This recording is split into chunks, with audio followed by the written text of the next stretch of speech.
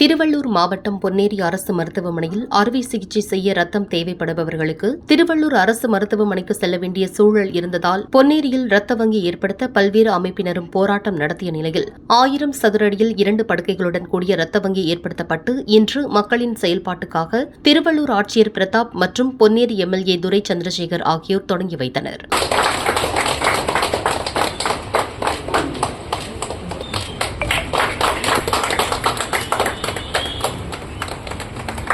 Sir doctor sir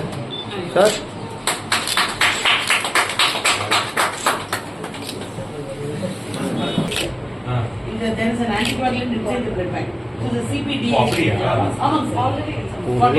அப்போது மாவட்ட ஊரக நலப்பணிகள் இணை இயக்குநர் அம்பிகா, பொன்னேரி தலைமை மருத்துவர் கல்பனா ஆகியோர் உடனிருந்தனர்.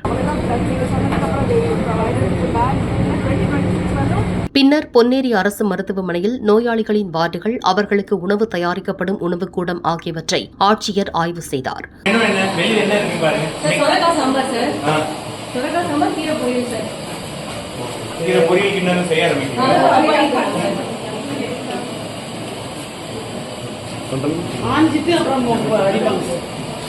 அப்போது தலைமை மருத்துவ அலுவலரின் அறைக்கு சென்றபோது மின்தடை ஏற்பட்டு மீண்டும் மின்சாரம் வந்தது. அதன்பின் செய்தியாளர்களிடம் பேசிய ஆட்சியர் பிரதாப், தமிழகத்திலேயே பொன்னேரி அரசு மருத்துவமனையில் 100வது ரத்த வங்கி திறக்கப்பட்டுள்ளதாகவும், இதனால் ரத்த சேமிப்பு மட்டுமின்றி ரத்தம் கொடுத்து மற்ற பகுதிகளுக்கும் எடுத்துச் செல்ல வசதியாக இருக்கும் எனவும், அனைத்து அரசு மருத்துவமனைகளுக்கும் இந்த திட்டம் விரிவுபடுத்தப்படும் எனவும், பொன்னேரி அரசு மருத்துவமனையை தரம் உயர்த்த முதல்வரிடம் கோரிக்கை வைக்கப்படும் எனவும், நாய்க்கடி தொடர்பாக உரிய நடவடிக்கை எடுக்கப்படும் எனவும் அவர் தெரிவித்தார்.